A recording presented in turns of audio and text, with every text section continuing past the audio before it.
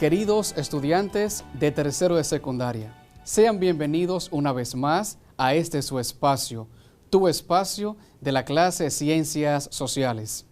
En este espacio que es pensado y diseñado específicamente para ti, para llevarte el pan de la enseñanza, sobre todo en este tiempo tan especial en el que estamos regresando a las aulas.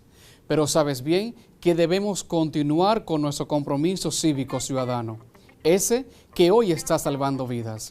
Por lo tanto, pasemos a la siguiente información. Tú lo sabes, y yo también.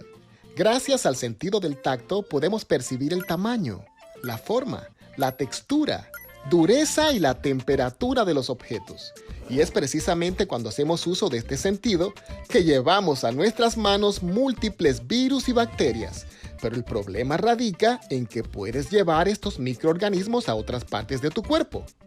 Se ha demostrado que nosotros, los seres humanos, nos tocamos la cara de 15 a 23 veces cada hora, lo cual aumenta la probabilidad de que aquellos virus y bacterias hagan contacto con los ojos, con la nariz o la boca, y en algunos casos podrían terminar en nuestro sistema digestivo, causando serias complicaciones de salud.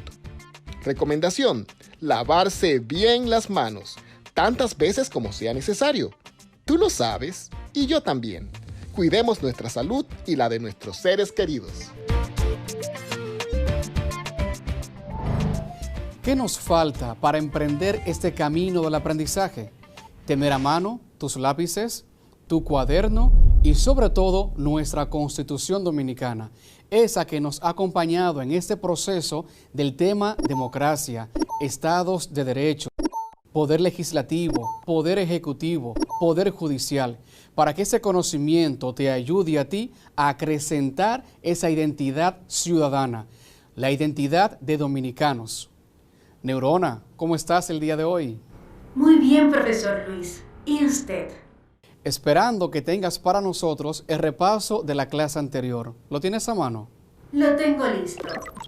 En la clase anterior conocimos las atribuciones del Poder Legislativo y algunas son: someter al Senado las ternas para la elección de los miembros de la Cámara de Cuentas con el voto favorable de las 2/3 partes de los presentes. Someter al Senado las ternas del Defensor del Pueblo, sus suplentes, que no podrán ser más de 2, y los adjuntos, que no podrán ser más de 5, con el voto favorable de las 2/3 partes de los presentes. Además, aprendimos que también tiene la posibilidad y el poder de crear, modificar o suprimir regiones, provincias, municipios, distritos municipales, secciones y parajes, y determinar todo lo concerniente a sus límites y organización, por el procedimiento regulado en esta Constitución y previo estudio que demuestre la conveniencia política, social y económica justificativa de la modificación. También autorizar al presidente de la República a declarar los estados de excepción a que se refiere esta Constitución, como lo vemos en la situación actual de esta pandemia.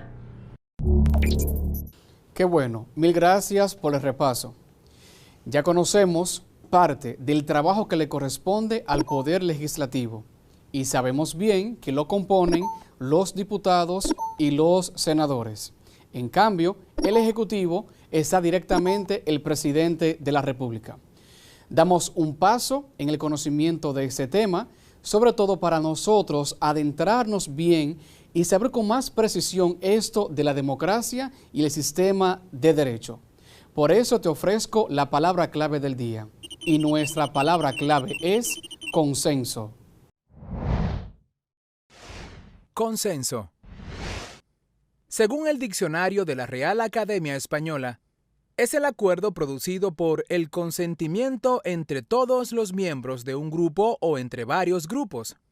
Este se realiza mediante la reunión de una autoridad gubernativa con uno o algunos de sus inmediatos colaboradores o subalternos para tomar conjuntamente decisiones sobre asuntos determinados.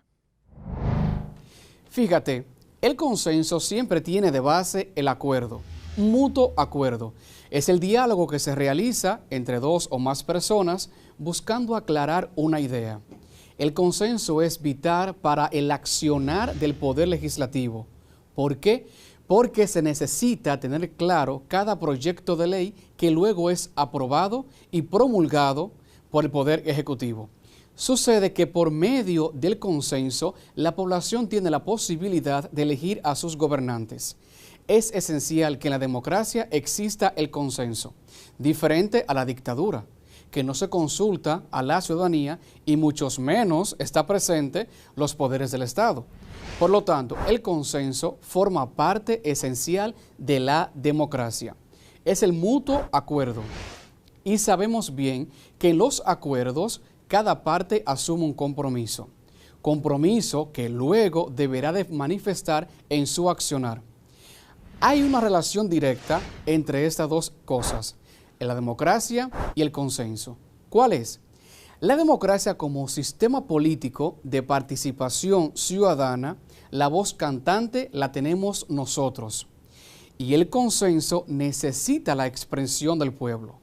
Por lo tanto, el manifestar del pueblo en la democracia es lo que posibilita que ésta se mantenga.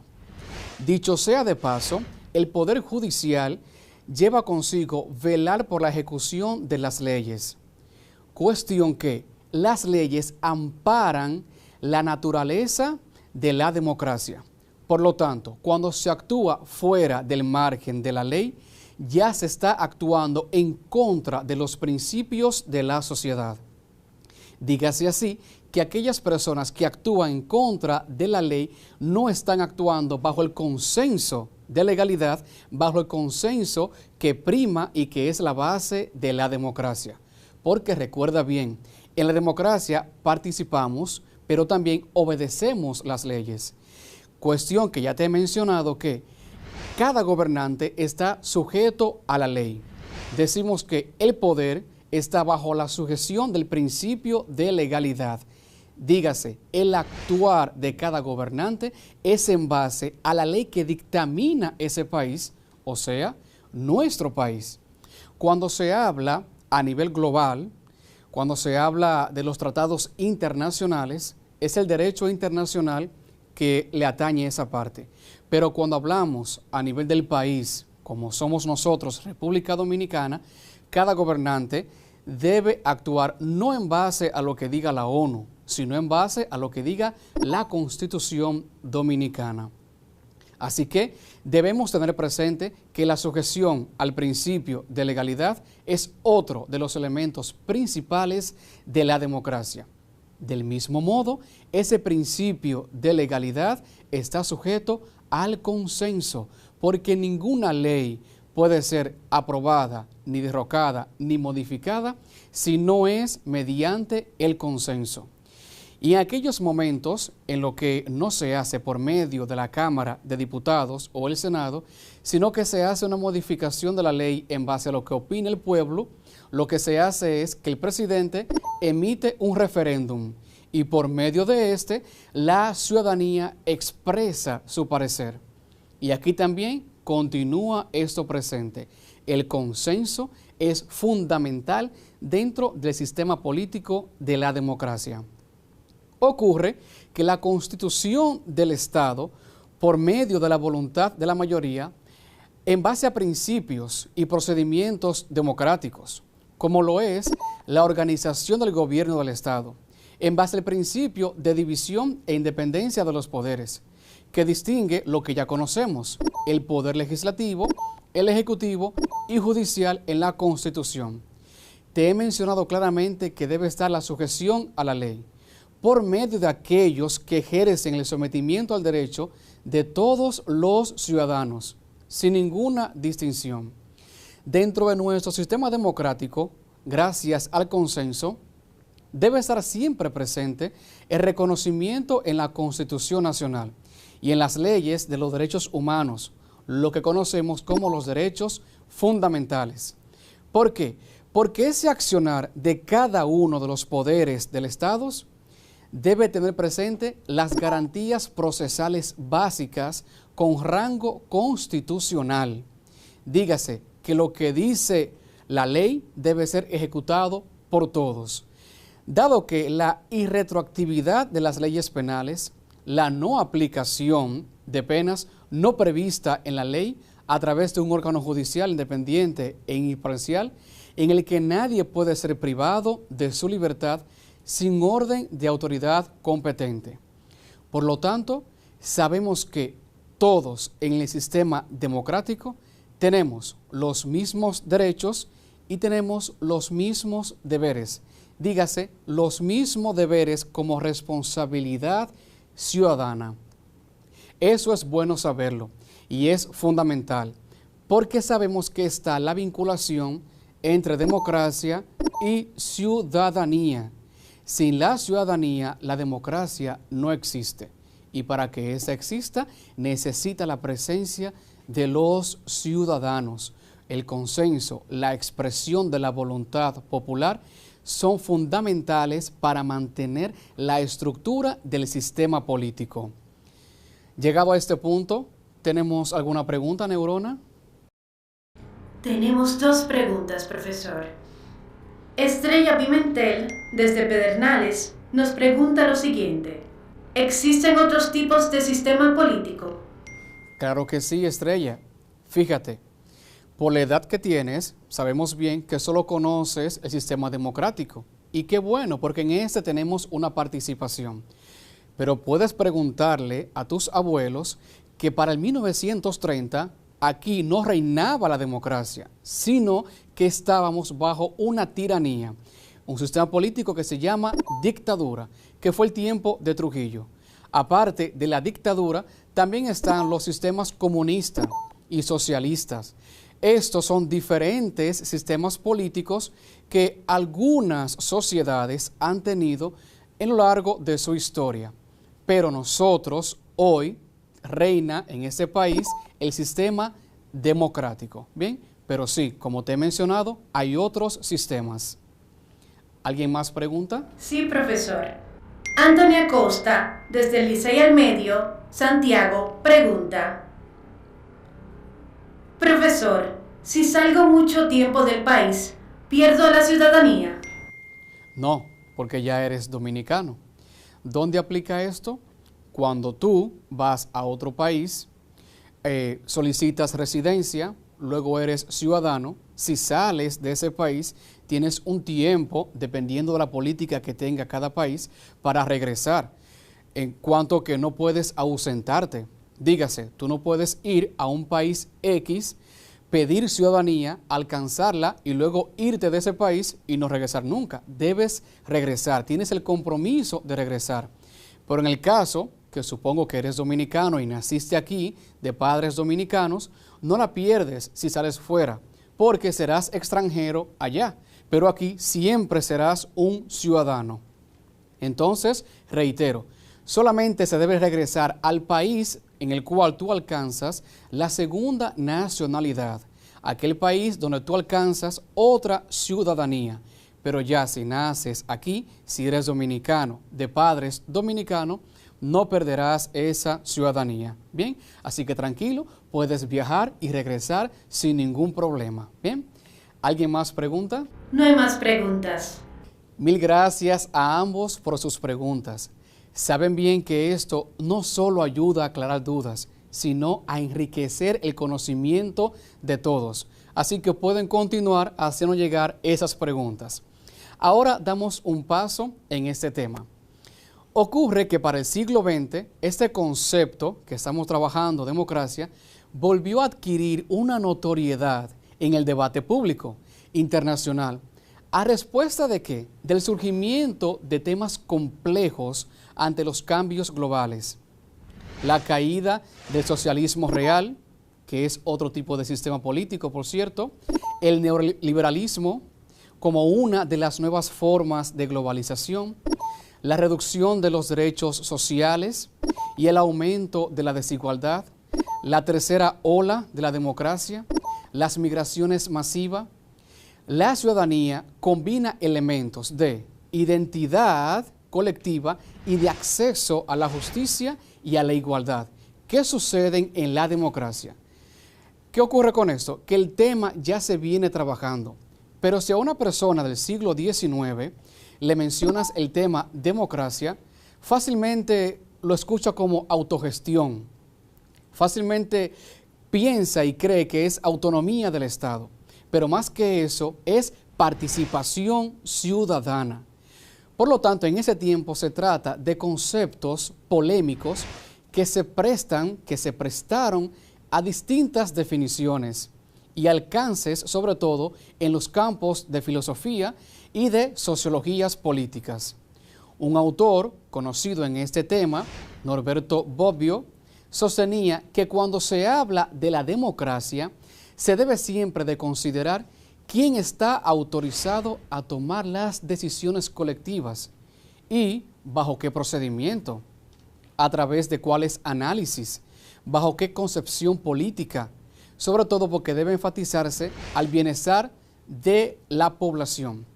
Detectaba él en su estudio el hecho de que la tensión entre la democracia y la gobernabilidad está basada en la sobrecarga de demandas sociales y en la poca capacidad de respuestas gubernamentales de las mismas. Diciendo con esto, él enfatizando que esa confusión de ese término para siglo XIX, principio del siglo XX, no se comprendía bien cuál era la función del gobierno. Un ejemplo sencillo para que nos entendamos.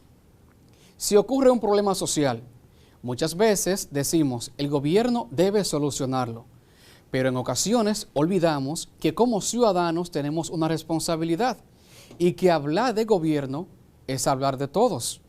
Y en algunos momentos hablar de gobiernos también se reduce a nada, porque pensamos que es el todo y a la vez nada. Ocurre que el gobierno tiene nombre y apellido. Por ejemplo, si ocurre una falta en la ley, poder judicial. Si se quiere aprobar una ley, poder legislativo. Una decisión de decreto, poder ejecutivo. ¿Te das cuenta? Aquí es donde Norberto hace esencialmente la distinción, que la confusión de la democracia para el siglo XIX ya no debe existir. Cuando se habla de gobierno, se tiene nombre y apellido. ¿Cuáles son los poderes y cuáles son las instancias gubernamentales que tienen un rol específico con la ciudadanía? ¿Y cuáles son los deberes tuyos y los deberes míos dentro de la sociedad? De aquí la importancia de que ya no se puede confundir que la democracia es algo solo del gobierno, un término gubernamental. No, es un compromiso de todos.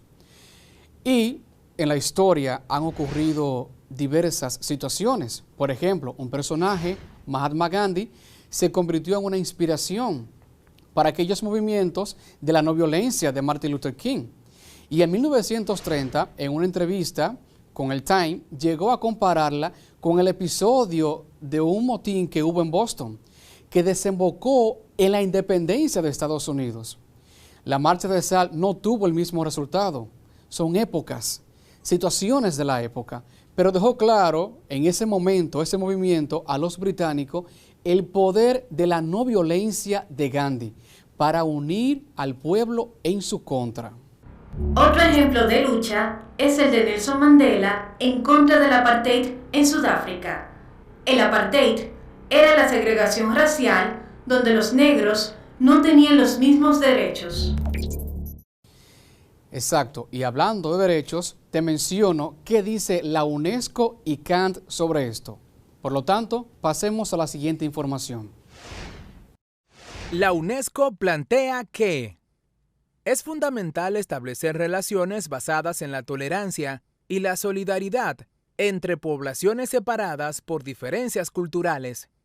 El proyecto de cultura de paz aspira a armar a las poblaciones no con fusiles, sino con capacidad de diálogo y de entendimiento.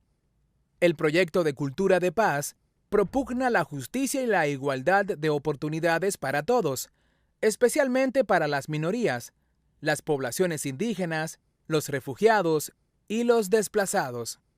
El filósofo alemán Immanuel Kant, en su libro sobre la paz perpetua, sostiene que Quien suministra esta garantía es nada menos que la gran artista de la naturaleza, Natura Daedala Rerum, en cuyo curso mecánico brilla visiblemente una finalidad, que a través del antagonismo de los hombres jura la armonía, incluso contra su voluntad. Exactamente. Son situaciones, esta que menciona Neurona, la de lo británico que te he mencionado, la de Boston, son situaciones de la sociedad que realmente enmarcan el compromiso de los ciudadanos.